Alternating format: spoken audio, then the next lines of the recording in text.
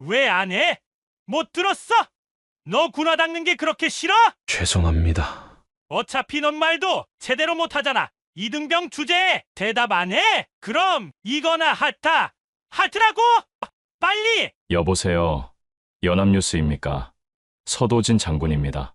서진우 훈련병은 제 동생입니다. 지금부터 저는 이 사건을 공개하겠습니다. 오늘도 마음 깊은 곳을 울리는 이야기를 준비했습니다.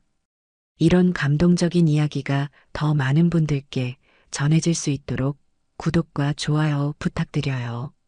강원도 칠성산 훈련소 새벽 4시 50분. 아직 기상 나팔도 울리지 않은 시간에 한 청년이 조용히 눈을 떴습니다. 바로 서진우였죠. 다른 훈련병들이 코를 골며 자고 있는 동안 진우는 벌써 1시간째 잠들지 못하고 있었습니다. 가슴이 두근거렸거든요. 어제 최상병이 던진 그 말이 계속 머릿속을 맴돌았습니다. 서진우, 너 뭔가 숨기고 있지? 눈빛이 이상해. 진우는 차가운 손으로 가슴을 눌렀습니다. 들켰을까? 설마 형 이야기가 들켰을까? 하지만 그럴 리 없었습니다. 진우는 입대 서류부터 철저히 준비했거든요. 보호자란에 형 이름 대신 먼 친척 이름을 적었고 연락처도 형의 개인 휴대폰이 아닌 다른 번호를 기재했습니다. 기상 나팔이 울렸습니다. 일어나, 일어나라고. 최상병의 고함 소리와 함께 생활관이 아수라장이 되었죠. 다른 훈련병들이 불이 나게 일어나 침상을 정리하는 동안 진우는 이미 준비를 마친 상태였습니다. 하지만 그것이 오히려 독이 되었죠. 야, 서진우. 왜 혼자 일찍 일어나 있어? 남들 자는 거 구경하고 있었냐? 최상병이 진우 앞에 턱을 내밀며 위협적으로 물었습니다. 진우는 고개를 숙이며 작게 답했습니다. 아니요. 그냥 잠이 안 와서. 잠이 안 와서? 하? 이 자식 봐라. 집에서 얼마나 편하게 살았으면 군대 와서 잠이 안 온다고 하냐? 최상병의 목소리가 점점 커졌습니다. 다른 훈련병들의 시선이 진우에게 집중되었죠. 진우는 속으로 절규했습니다. 제발, 제발 조용히 넘어가 주세요. 눈에 띄면 안 돼요. 하지만 최상병은 멈추지 않았습니다. 너 혹시 집에서 특별 대우 받고 살았지? 아니면 뭔가 뒷배경이 있어? 그 순간 진우의 심장이 쿵 하고 내려앉았습니다. 뒷배경이라는 말에 온몸에 소름이 돋았거든요. 진우는 더욱 고개를 숙이며 말했습니다. 아닙니다. 그런 거 없습니다. 없다고? 그럼 왜 말도 제대로 안 해? 다른 새끼들은 다 내. 하고 큰 소리로 대답하는데 너만 이해하고 조용조용 대답하냐? 최상병이 진우의 턱을 손가락으로 치켜 세웠습니다. 똑바로 봐. 눈 마주쳐. 진우가 고개를 들자 최상병은 순간 당황했습니다. 진우의 눈에서 예상치 못한 것을 발견했거든요. 두려움이 아니라 차가운 침착함이었습니다. 마치 모든 것을 참아내겠다는 결연한 의지 같은 것이요. 뭐야, 이 자식 눈빛이. 최상병이 말을 잇지 못하고 있을 때 진우는 다시 고개를 숙였습니다. 그리고 더욱 작은 목소리로 말했죠. 죄송합니다. 앞으로 큰 소리로 대답하겠습니다. 점심시간 급식소에서의 일이었습니다. 진우는 혼자 구석진 자리에 앉아 조용히 밥을 먹고 있었는데 갑자기 누군가가 뒤에서 말했습니다. 야, 서진우. 너 진짜 이상해. 돌아보니 같은 소대 박민수였습니다. 뭐가 이상한가요? 진우가 조심스럽게 물었습니다. 박민수는 주변을 둘러보더니 목소리를 낮춰 말했습니다. 너 분명히 뭔가 숨기고 있어. 말투도 그렇고 행동도 그렇고 마치 누가 지켜보고 있는 것처럼 행동하잖아. 진우의 수저가 떨렸습니다. 박민수의 말이 전곡을 찔렀거든요. 실제로 진우는 항상 누군가가 지켜보고 있다는 느낌을 받았습니다. 혹시 자신의 정체가 드러날까봐, 혹시 형에게 피해가 갈까봐 항상 조심스러웠거든요. 그런 거 없어요. 그냥 원래 조용한 성격이에요.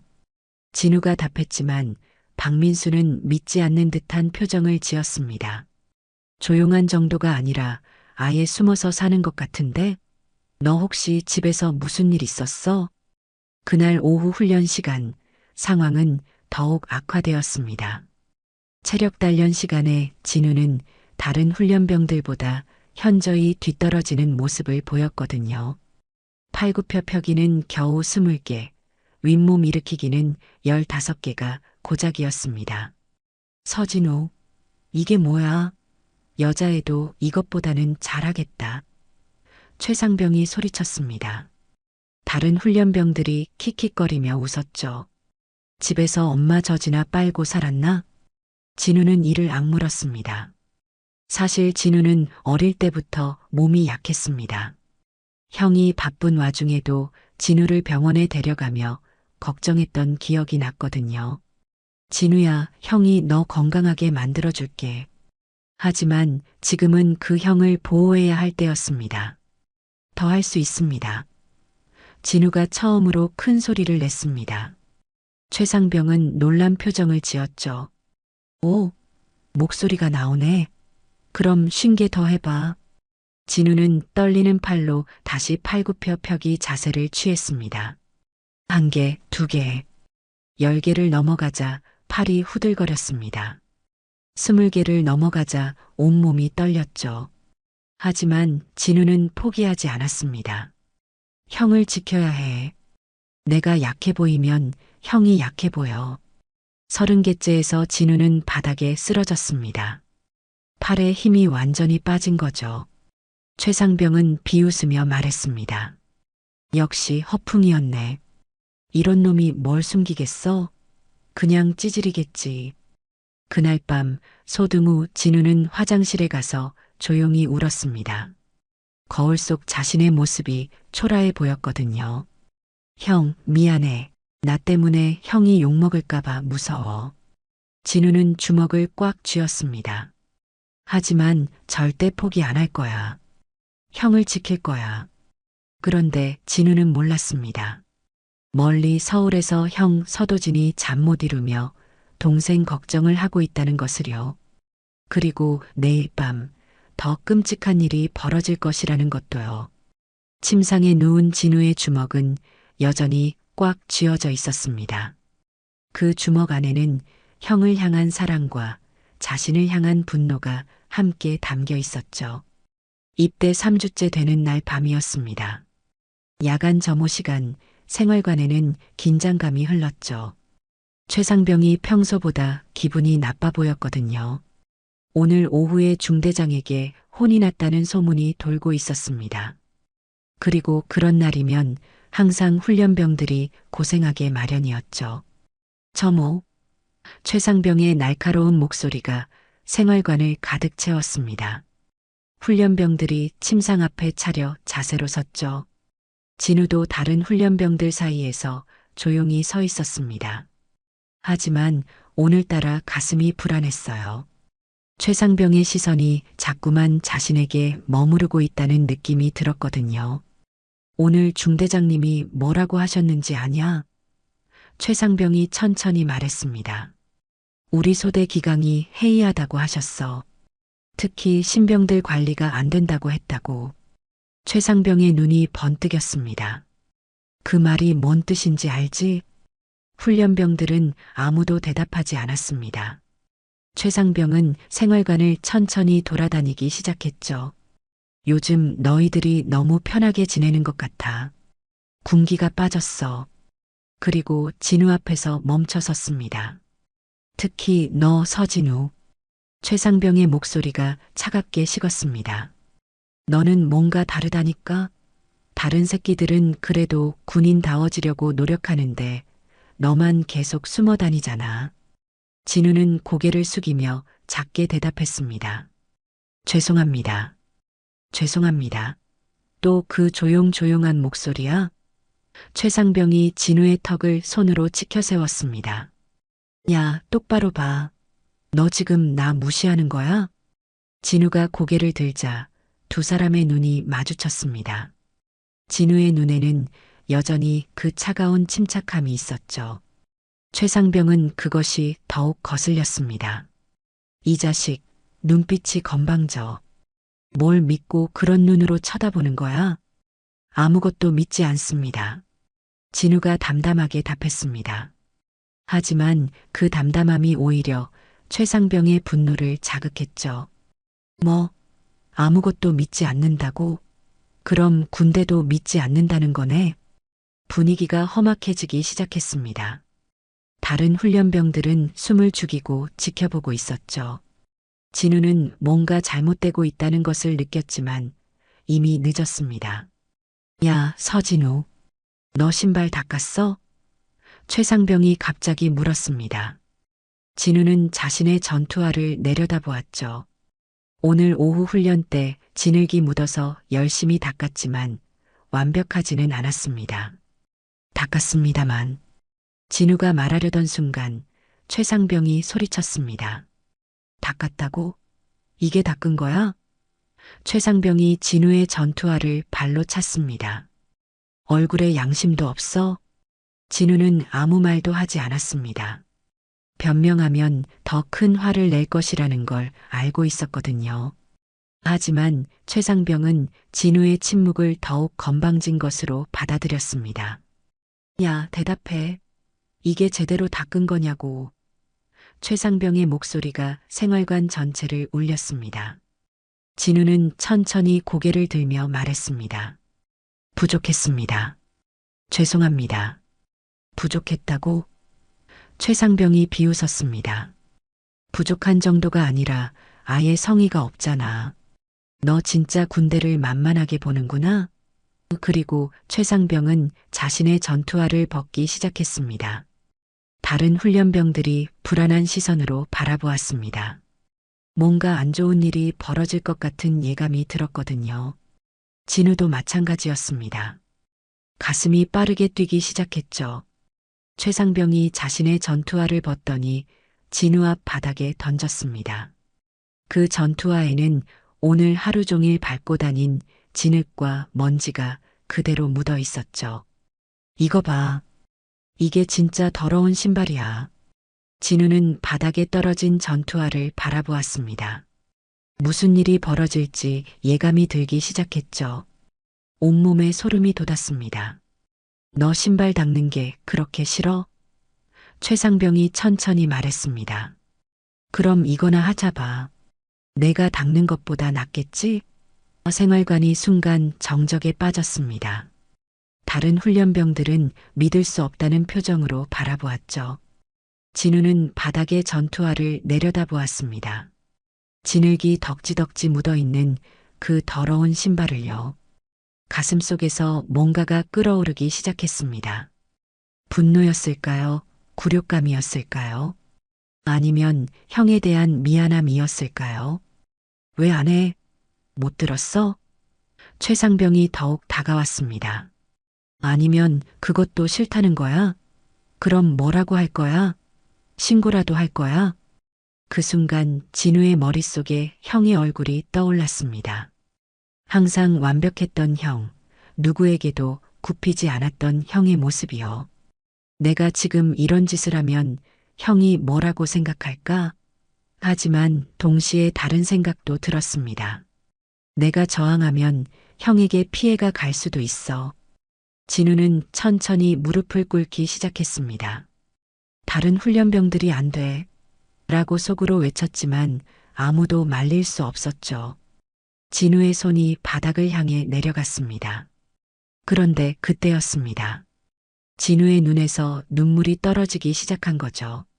처음에는 한 방울, 그 다음에는 두 방울. 진우는 소리내어 울지 않았지만 눈물이 멈추지 않았습니다. 최상병은 그 눈물을 보고 만족스러워했습니다. 이제야 정신을 차리는군. 처음부터 이렇게 했으면 됐을 것을.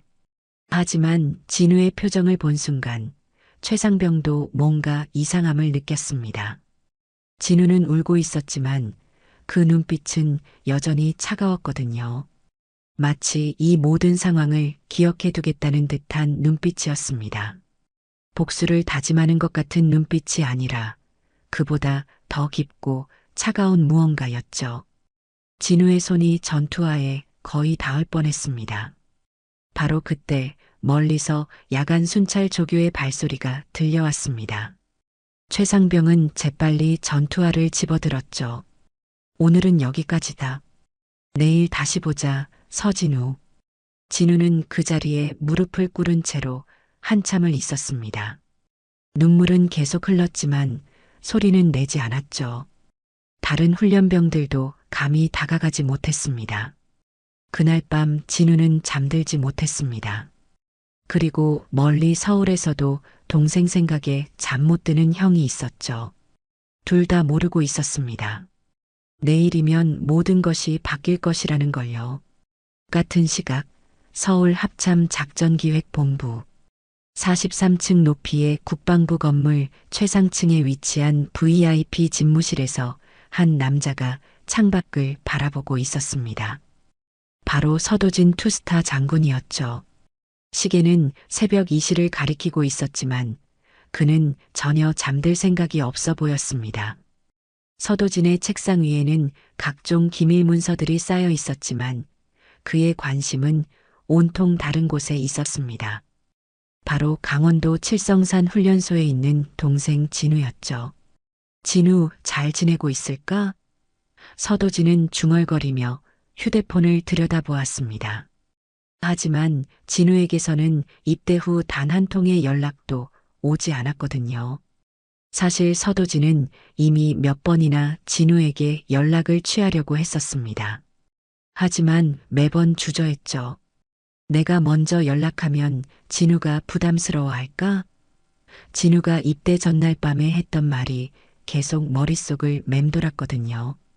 형, 제가 군대에서 형 이름 절대 안 댈게요. 서도진은 의자에 깊숙이 몸을 맡기며 과거를 회상했습니다. 부모님을 잃고 난 후 21살의 자신이 6살 진우를 키우기 시작했을 때의 일들이요. 밤늦게 울음을 터뜨리는 진우를 달래며 형이 있으니까 괜찮다고 속삭이던 날들. 진우의 학부모 참관 수업에 군복을 입고 참석해서 다른 부모들의 시선을 받던 기억들이 선명했습니다. 그때는 내가 진우를 지켜주겠다고 다짐했는데 서도진은 깊은 한숨을 내쉬었습니다. 지금은 진우가 나를 지켜주겠다고 하네. 동생의 그 마음이 고마우면서도 한편으로는 마음이 아팠죠. 그때 서도진의 머릿속에 한 가지 아이디어가 떠올랐습니다.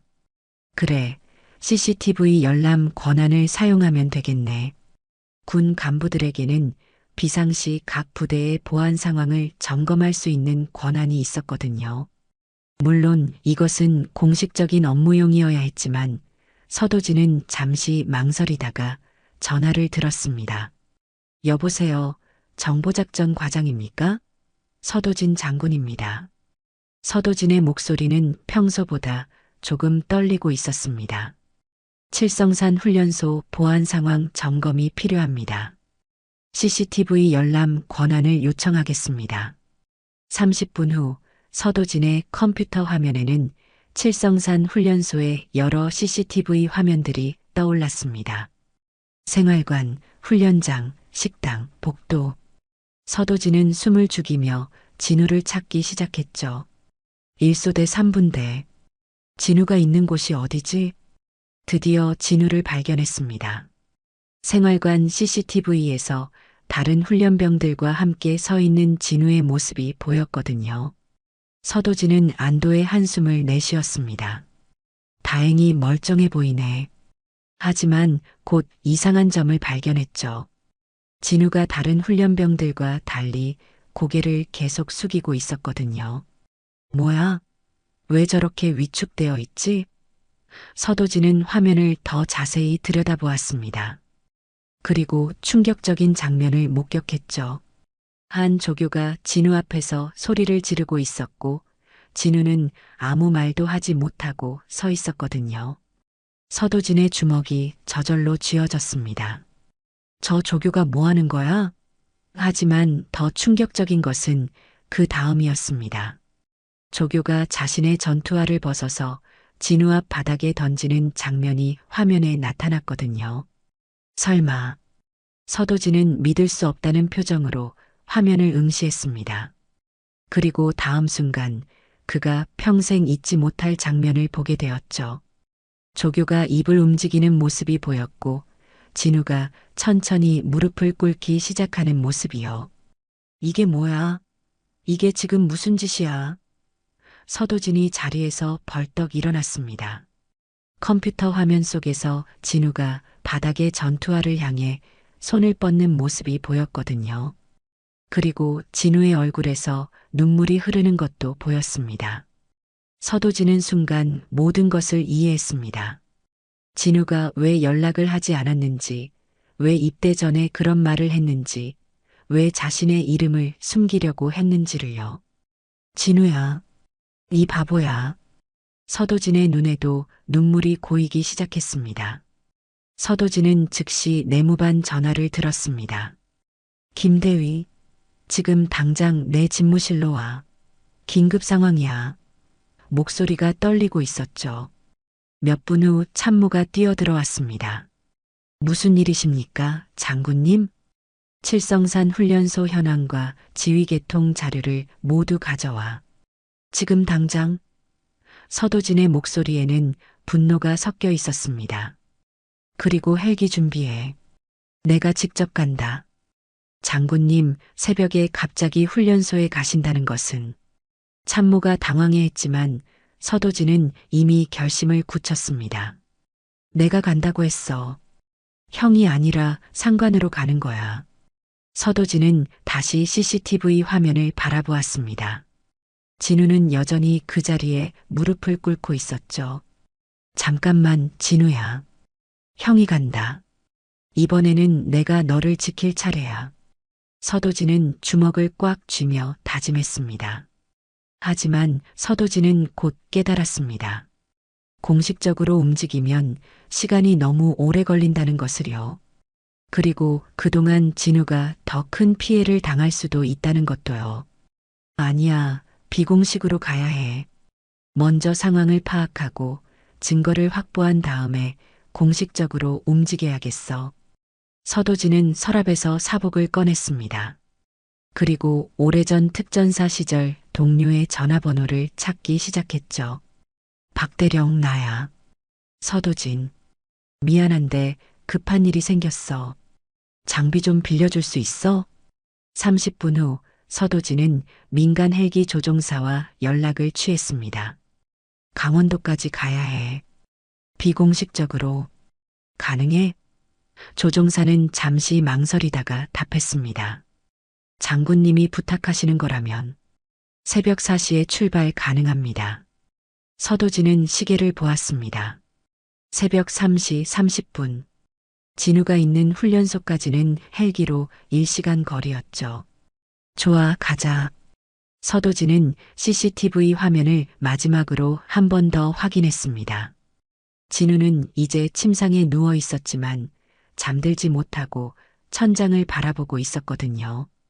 조금만 참아, 진우야. 형이 가고 있어.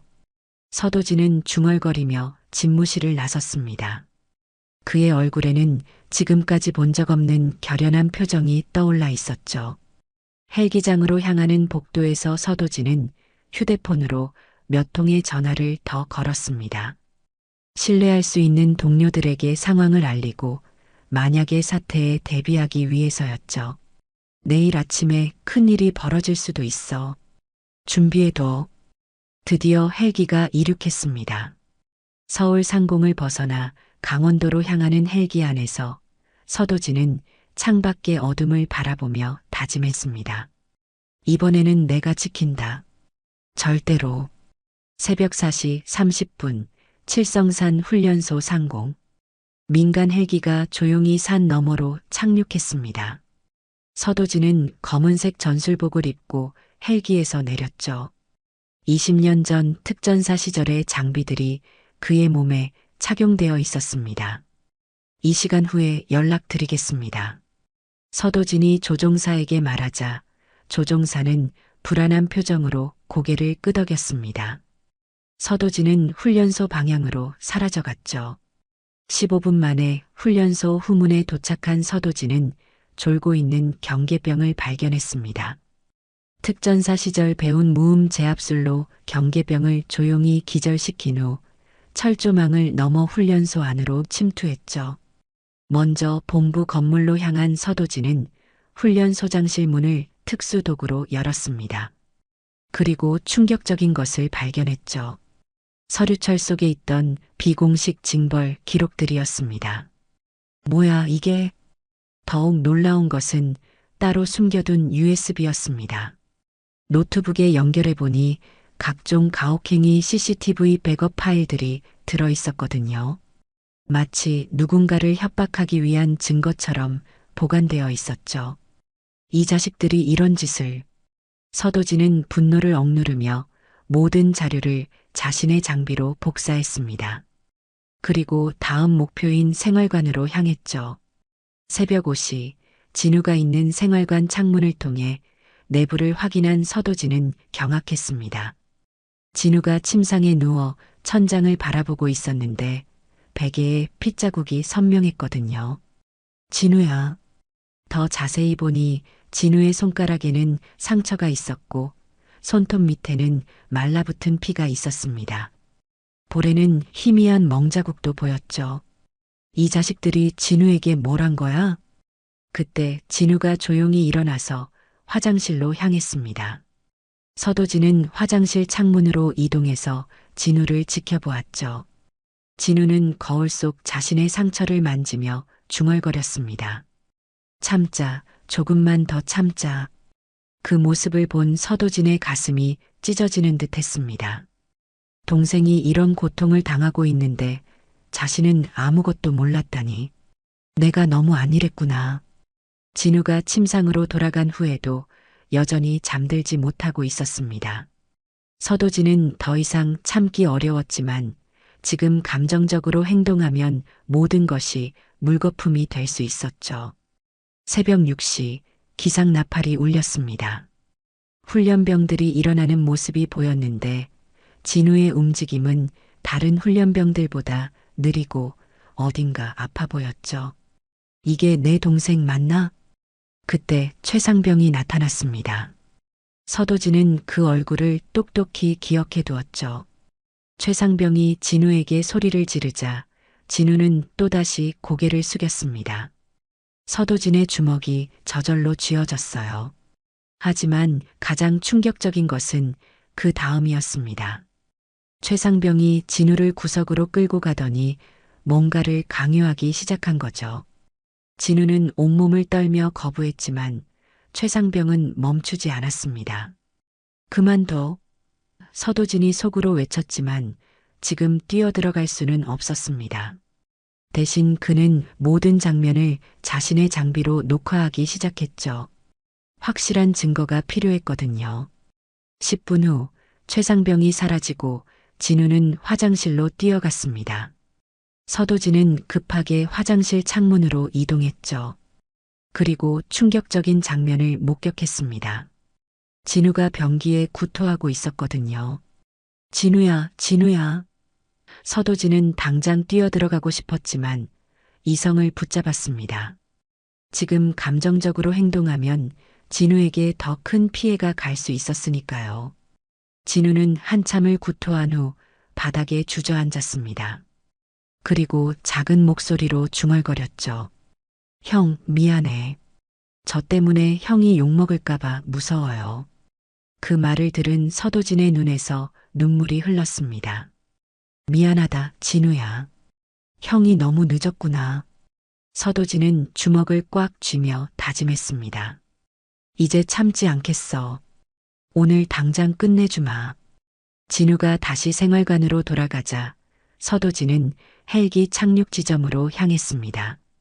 가는 길에 휴대폰으로 긴급 메시지를 보냈죠. 증거 확보 완료. 오늘 오후 작전 개시한다. 모든 언론사에 연락해. 헬기에 올라탄 서도진은 조종사에게 말했습니다. 서울로 최대 속력으로 가주세요. 급한 일이 생겼습니다. 헬기가 이륙하면서 서도진은 창밖의 훈련소를 내려다보았죠. 진우야, 형이 이제 움직인다. 더 이상 혼자 참게 하지 않을게.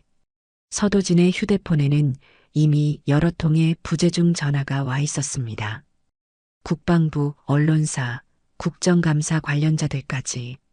오늘 오후면 모든 것이 폭발할 예정이었죠. 서울로 향하는 헬기 안에서 서도진은 마지막 결심을 굳혔습니다. 장군 계급장이 아까우면 처음부터 동생을 군대에 보내지 말았어야 했어. 그는 가슴속 계급장을 만지며 중얼거렸습니다. 진우야, 형이 간다. 같은 날 오후 2시 칠성산 훈련소. 진우는 오전 체력 단련 시간부터 계속 어지러움을 느끼고 있었습니다. 새벽부터 구토를 한 탓에 몸 상태가 말이 아니었거든요. 하지만 진우는 아프다는 말을 할 수 없었습니다.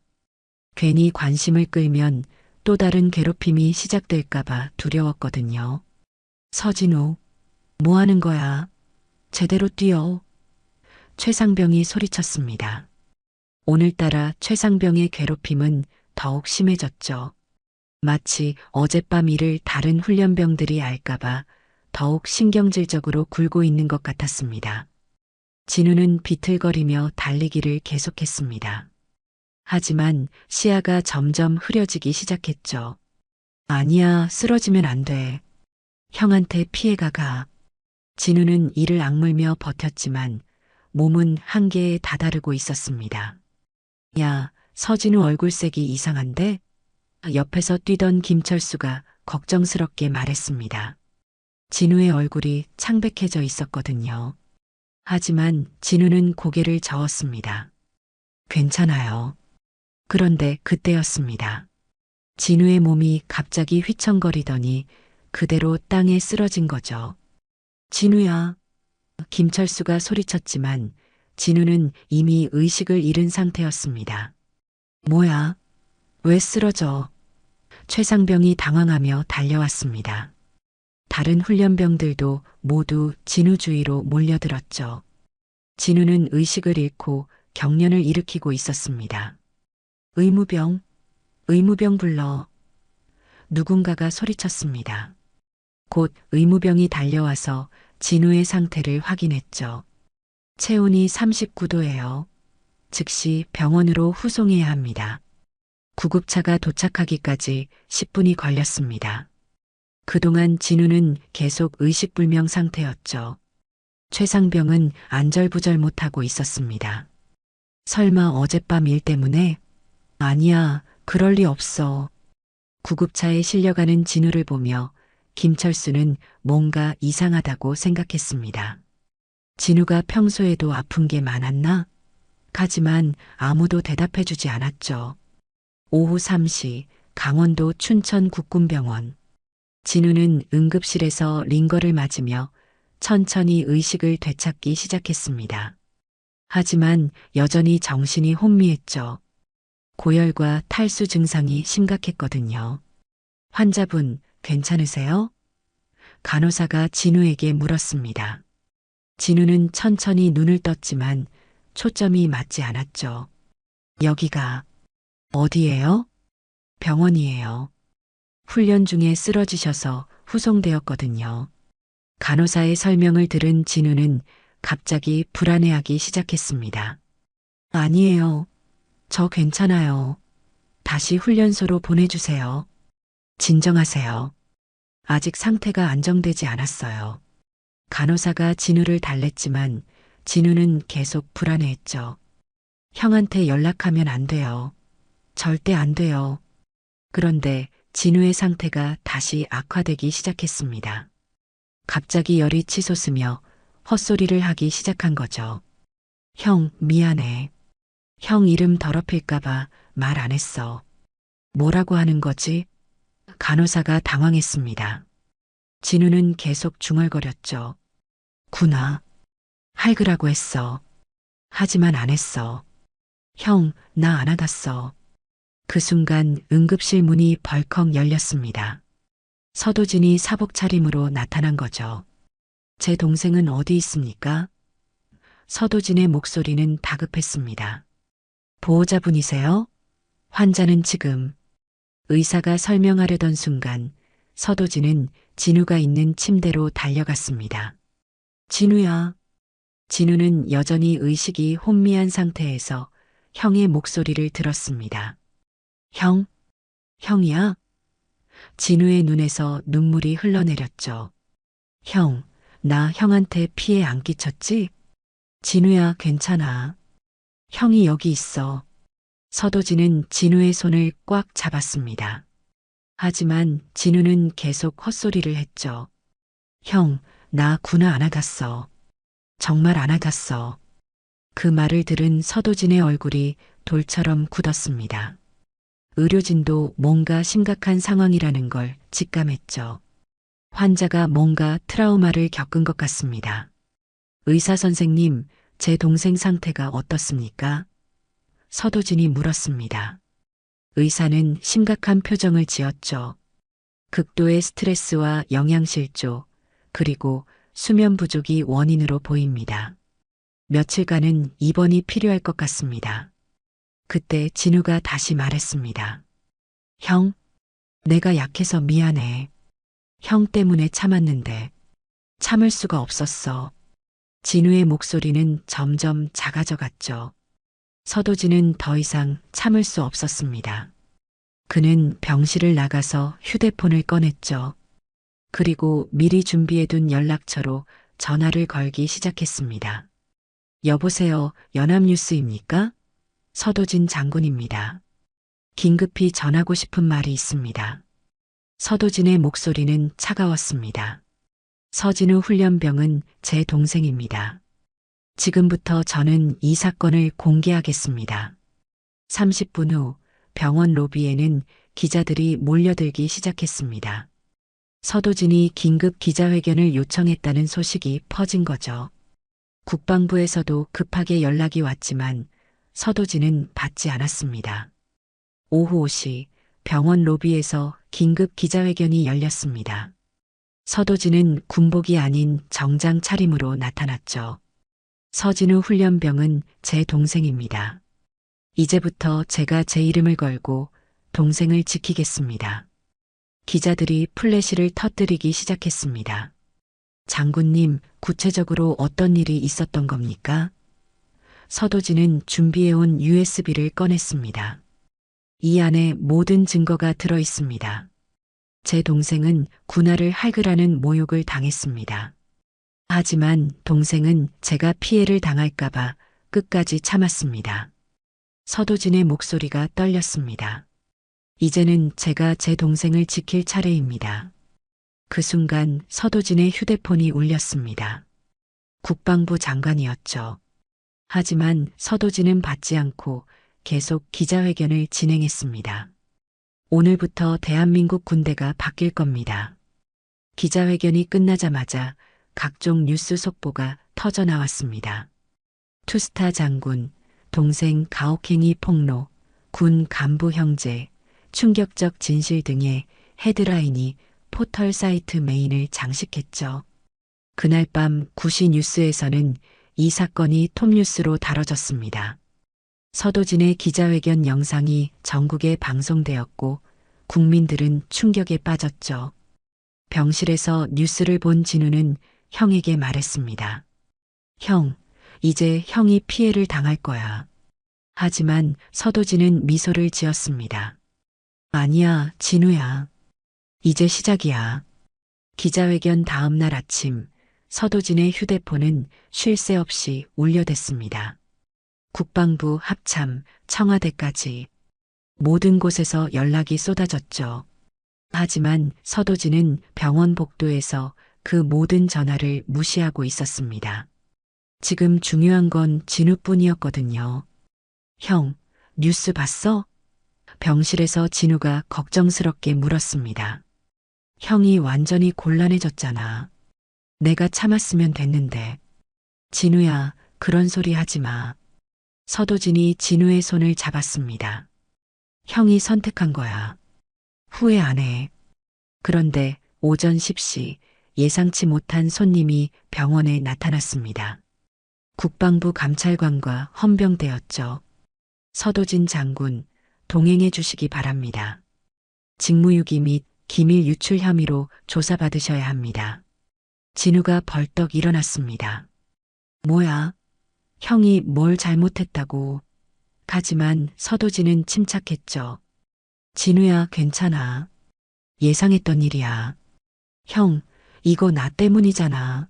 내가 그냥 참았으면. 진우의 눈에서 눈물이 흘렀습니다.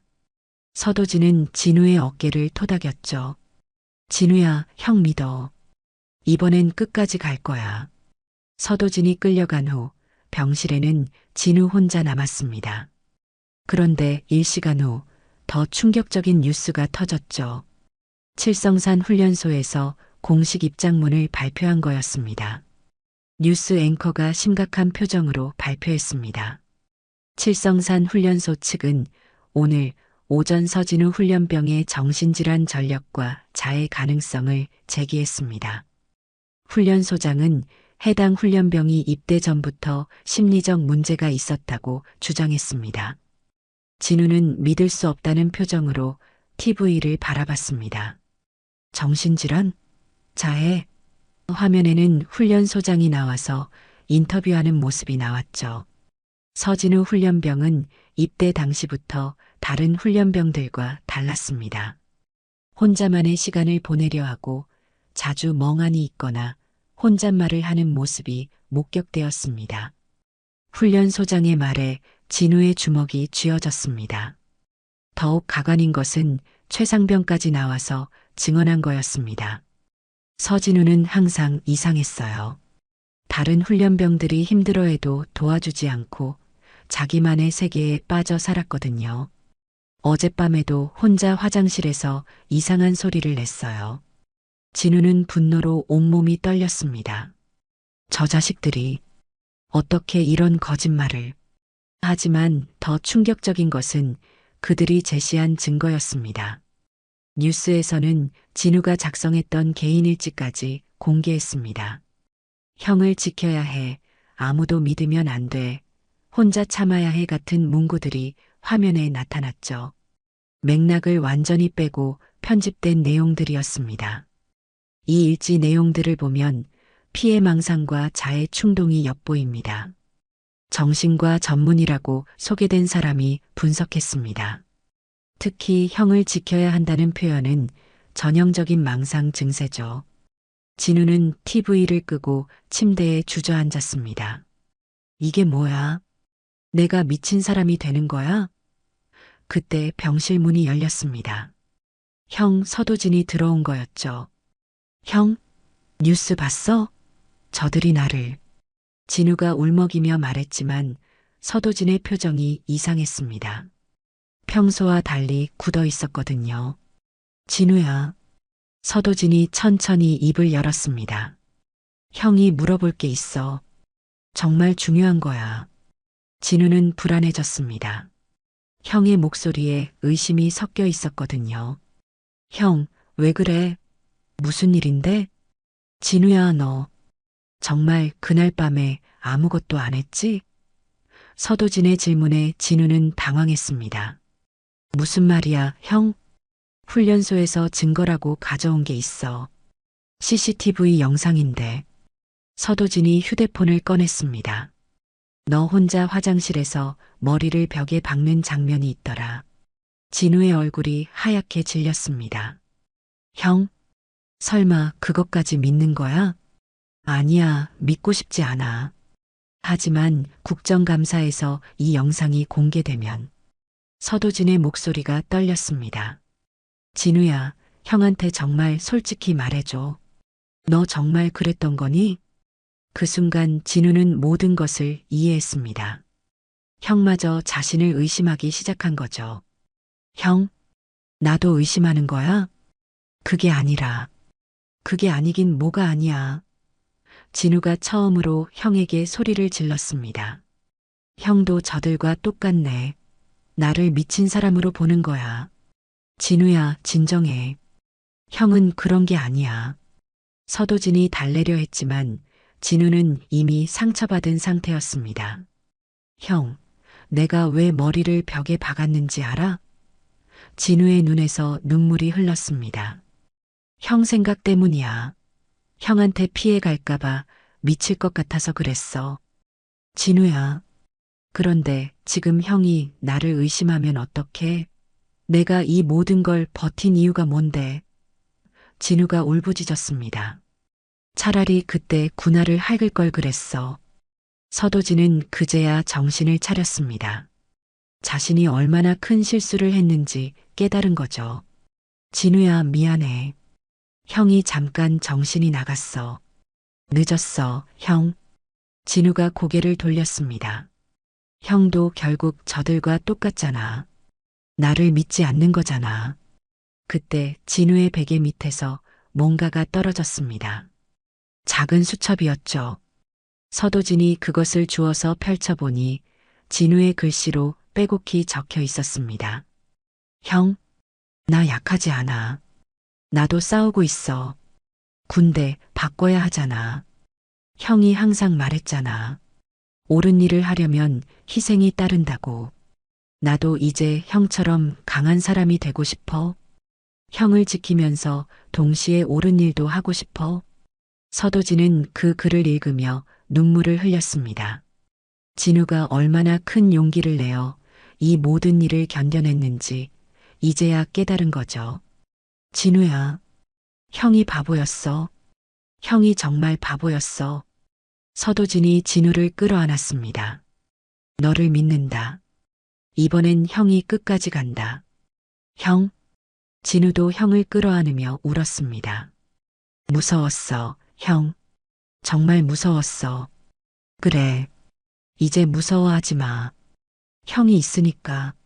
서도진은 눈물을 닦으며 다짐했습니다. 이번엔 진짜 끝까지 간다. 네 이름을 걸고. 진우와의 화해 후 서도진은 완전히 달라졌습니다. 더 이상 망설임도 두려움도 없었죠. 그는 병실에서 나와 기자들에게 긴급 공지를 했습니다. 내일 오전 10시 국방부에서 공식 기자회견을 하겠습니다. 모든 진실을 밝히겠습니다. 그날 밤 서도진은 잠들지 않고 모든 증거를 정리했습니다. 칠성산 훈련소에서 빼온 자료들, 진우의 수첩, 그리고 자신이 직접 촬영한 영상들까지. 이번엔 완벽하게 끝내겠어. 다음 날 오전 국방부 대강당. 평소보다 2배 많은 기자들이 몰려들었습니다. 서도진은 정갈한 정장 차림으로 단상에 올라섰죠. 가슴에는 계급장 대신 작은 리본을 달고 있었습니다. 안녕하십니까, 서도진입니다. 서도진의 목소리는 차분했지만 단단했습니다. 오늘 저는 장군이 아닌 한 명의 형으로서 이 자리에 섰습니다. 플래시가 터지기 시작했습니다. 서도진은 준비해온 자료를 펼쳤죠. 제 동생 서진우는 군화를 할그라는 모욕을 당했습니다. 하지만 제가 피해를 당할까봐 끝까지 참았습니다. 이제는 제가 제 이름을 걸고 동생과 모든 훈련병들을 지키겠습니다. 기자들이 일제히 손을 들었습니다. 장군님, 구체적인 증거가 있습니까? 서도진은 USB를 꺼냈습니다. 이 안에 칠성산 훈련소의 모든 비리가 들어 있습니다. 대형 스크린에 영상이 나타났습니다. 훈련소장이 뒷돈을 받는 장면, 조교들이 훈련병들을 폭행하는 장면, 그리고 최상병이 진우에게 가혹행위를 하는 장면까지. 기자들은 경악했죠. 더 있습니다. 서도진이 다음 자료를 공개했습니다. 이것은 비공식 징벌 기록부입니다. 지난 6개월간 86건의 가혹행위가 은밀히 기록되어 있습니다. 스크린에는 충격적인 내용들이 펼쳐졌습니다.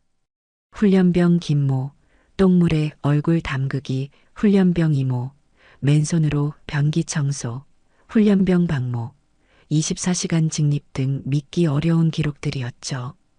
이런 일들이 대한민국 군대에서 일어나고 있었습니다. 서도진의 목소리가 떨렸습니다. 그리고 제 동생은 이 모든 것을 견디면서도 저를 지키려 했습니다. 그때 한 기자가 질문했습니다. 그렇다면 장군님은 왜 진작 이런 사실을 알리지 않으셨습니까? 서도진은 잠시 침묵했다가 답했습니다. 제가 무능했습니다. 동생이 저를 지키려 한 만큼 저는 동생을 지키지 못했습니다. 또 다른 기자가 물었습니다. 훈련소 측에서는 서진우 훈련병의 정신질환을 주장하고 있는데요. 서도진의 얼굴이 차갑게 식었습니다. 그것이야말로 2차 가해입니다. 서도진은 진우의 수첩을 꺼냈습니다. 이것은 제 동생이 직접 쓴 일기입니다. 읽어드리겠습니다. 서도진이 수첩을 펼치며 읽기 시작했죠. 형, 나 약하지 않아. 나도 싸우고 있어. 군대 바꿔야 하잖아. 형이 항상 말했잖아. 옳은 일을 하려면 희생이 따른다고. 서도진의 목소리가 갈라졌습니다. 이게 정신질환자가 쓸 수 있는 글입니까? 기자회견장이 숙연해졌습니다. 서도진은 계속 읽었죠. 오늘도 최상병이 괴롭혔지만 참았어. 형 때문이 아니야. 이제는 이 썩은 군대를 바꾸고 싶어서야. 나처럼 당하는 후배들이 없었으면 좋겠어. 제 동생은 자신만을 위해 참은 게 아닙니다. 서도진이 고개를 들었습니다. 미래의 후배들을 위해 싸우고 있었습니다. 이런 아이를 정신병자로 모는 사람들이야말로 정말 병든 겁니다. 그때 갑자기 기자회견장 뒤쪽에서 소동이 일어났습니다.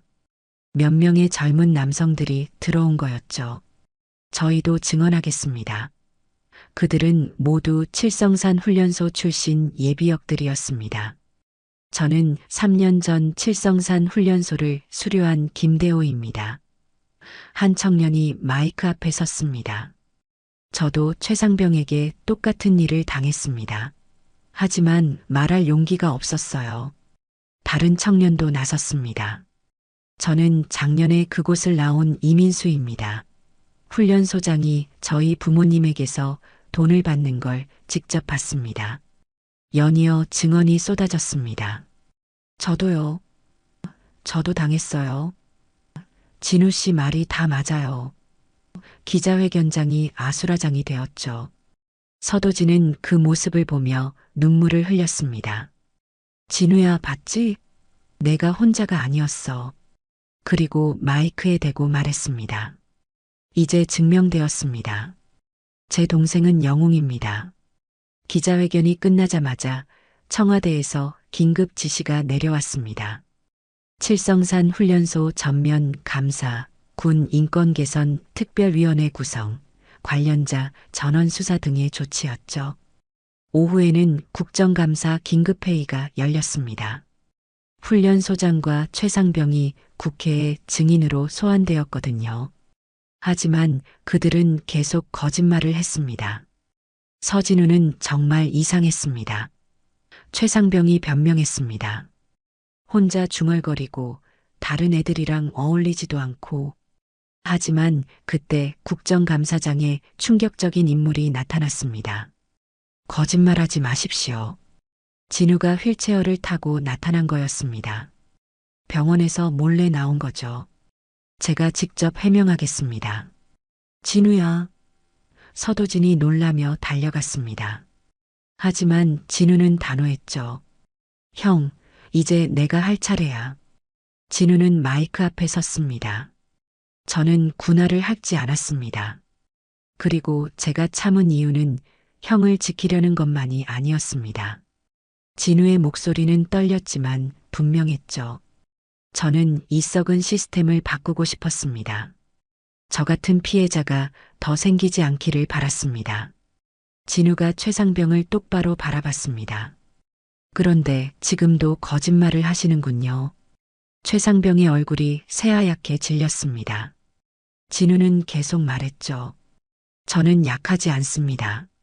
저는 싸워왔습니다. 그리고 이겼습니다. 그날 저녁 뉴스는 온통 이 사건으로 도배되었습니다. 칠성산 훈련소 전면 폐쇄, 최상병 구속 영장 신청, 훈련소장 파면 등의 속보가 연달아 터졌죠. 병원으로 돌아온 진우를 보며 서도진이 말했습니다. 진우야, 넌 정말 형보다 강한 사람이었어. 진우는 미소를 지었습니다. 이제 시작이야, 형. 우리가 바꿀 거야. 3개월 후 국군수도병원 회복실. 진우는 마침내 완전히 회복되어 퇴원을 앞두고 있었습니다. 그동안 대한민국은 완전히 달라져 있었죠. 칠성산 훈련소 사건은 군 전체의 혁신을 불러일으켰거든요. 진우야, 오늘 뉴스 봤어? 서도진이 병실에 들어오며 웃었습니다. 국방부에서 서진우 인권보호법을 제정한다고 발표했어. 진우는 부끄러워하며 고개를 저었죠. 왜 내 이름을 붙여? 부끄러워 죽겠어. 하지만 진우의 이름이 붙은 것은 그것만이 아니었습니다. 전국 모든 훈련소에 서진우 신고함이 설치되었고 훈련병 인권보호관 제도가 새로 만들어졌거든요. 가혹행위 신고 시 즉시 조사하고 피해자는 완벽하게 보호받을 수 있게 되었죠. 그리고 또 하나 소식이 있어. 서도진이 공문서를 꺼냈습니다. 국방부에서 형한테 새로운 제안을 했어. 군 인권감찰 특임관직이야. 진우의 눈이 반짝였습니다. 형이 받을 거야? 물론이지. 이제 진짜 일을 시작해야지. 서도진은 미소를 지었습니다. 장군 계급장보다 훨씬 의미 있는 일이야. 너 같은 아이들이 다시는 고개 숙이지 않게 하는 거니까. 그날 오후 진우는 특별한 손님을 맞았습니다. 칠성산 훈련소에서 함께 고생했던 동기들이 찾아온 거였죠. 김철수를 비롯해 박민수, 이재훈까지 모두 진우를 보러 왔습니다. 진우야, 고마워. 김철수가 진우의 손을 잡았습니다. 내가 용기 낸 덕분에 우리 모두 구원받았어. 다른 동기들도 고개를 끄덕였죠. 정말 대단했어, 진우야. 박민수가 웃으며 말했습니다. 너 그때 혼자 참고 있을 때 우리가 얼마나 미안했는지 몰라. 도와주지 못해서 미안했어. 진우는 고개를 저었습니다. 아니야, 너희들도 무서웠을 거야. 이해해. 그런데 진우야, 이재훈이 조심스럽게 물었습니다. 그때 정말 군화학을 뻔했을 때 뭘 생각했어? 진우는 잠시 침묵하다가 답했습니다. 형 생각했어. 그리고 미래에 나처럼 당할 후배들 생각했어. 진우의 목소리는 차분했습니다. 그때 깨달았거든. 내가 굴복하면 이런 일이 계속 반복될 거라는 걸. 동기들은 숙연해졌습니다. 진우는 계속 말했죠. 무서웠어. 정말 무서웠어. 하지만 더 무서운 건 아무것도 바뀌지 않는 거였어. 그래서 버틴 거야. 그날 저녁 뉴스에서는 최상병의 1심 판결 소식이 나왔습니다. 가혹행위 주도 혐의로 징역 3년 실형 선고, 훈련소장은 뇌물수수 등으로 징역 5년 등의 소식이었죠. 다 끝났네. 진우가 안도의 한숨을 내쉬었습니다. 하지만 서도진은 고개를 저었죠. 아니야, 진우야. 이제 시작이야. 진짜 변화는 앞으로 만들어가는 거니까. 일주일 후 진우의 퇴원날이 되었습니다. 병원 앞에는 수많은 기자들과 시민들이 모여 있었죠. 진우를 응원하러 온 사람들이었습니다. 서진우, 서진우. 시민들이 박수를 치며 환호했습니다. 진우는 부끄러워하며 손을 흔들었죠. 그리고 준비해온 마지막 인사말을 했습니다. 안녕하세요. 서진우입니다. 진우의 목소리는 3개월 전과는 완전히 달랐습니다. 자신감이 넘쳤거든요. 저는 이제 새로운 시작을 하려고 합니다.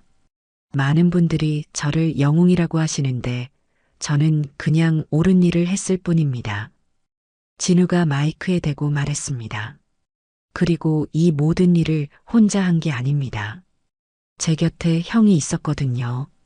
진우는 서도진을 바라보며 미소를 지었습니다. 형이 저를 지켜주었듯이 이제 저도 누군가를 지키고 싶습니다.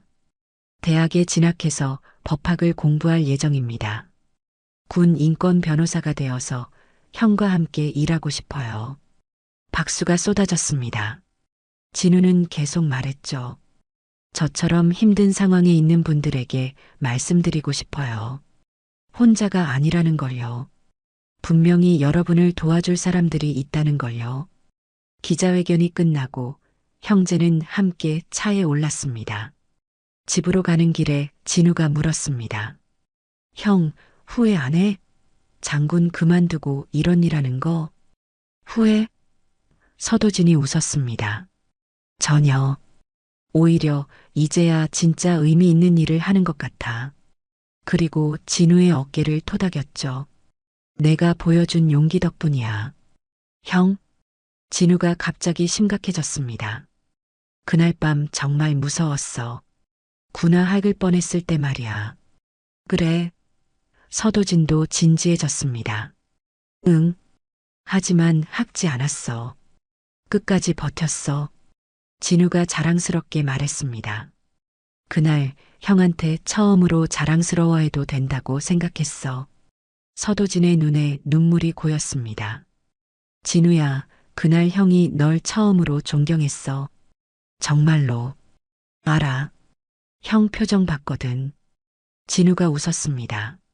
이제 우리 둘 다 새로운 시작이네. 집에 도착하자 진우는 자신의 방으로 들어갔습니다. 책상 위에는 대학 입학 서류들이 놓여 있었죠. 법학과 지원서에 진우는 지원 동기를 적기 시작했습니다. 저는 군복 입은 형을 보며 자랐습니다. 하지만 정작 군대에 가서는 형을 지키려고만 했습니다. 이제는 알았습니다. 진짜 형을 지키는 방법은 형이 꿈꾸는 정의로운 세상을 함께 만드는 것이라는 걸요. 진우는 펜을 놓고 창밖을 바라봤습니다. 멀리 국방부 건물이 보였죠. 내일부터 형이 새로운 일을 시작할 곳이었습니다. 형, 내일부터 힘들겠지만 함께 해보자. 진우는 중얼거리며 미소를 지었습니다. 이번엔 진짜로 끝까지 함께. 그날 밤 뉴스에서는 마지막 소식이 나왔습니다. 서진우 사건으로 시작된 군 인권개혁, 전 세계가 주목, 한국군 변화의 상징이 된 형제라는 제목의 기사들이었죠. 형제는 함께 뉴스를 보며 웃었습니다. 힘들었던 시간들이 이제는 새로운 시작의 밑거름이 된 거였죠. 진우가 형에게 말했습니다. 형, 우리 해냈네. 그래, 우리 해냈어. 그리고 이제 시작이야. 두 형제는 서로를 바라보며 미소를 지었습니다. 그들의 눈에는 희망찬 미래가 반짝이고 있었죠. 형이 지켜야 할 줄만 알았던 동생. 그날 형은 알았습니다. 진짜 강한 건 끝까지 침묵을 버티며 정의를 준비한 그 아이였다는 걸. 때로는 사랑하는 사람을 지키는 가장 좋은 방법이 함께 싸우는 것일지도 모릅니다. 누군가 대신 싸워줄 형이 있다는 건 얼마나 든든한 일일까요? 그깟 동생이 아니라 세상을 바꾼 동생이었습니다. 공감하셨다면 구독과 좋아요 잊지 마세요.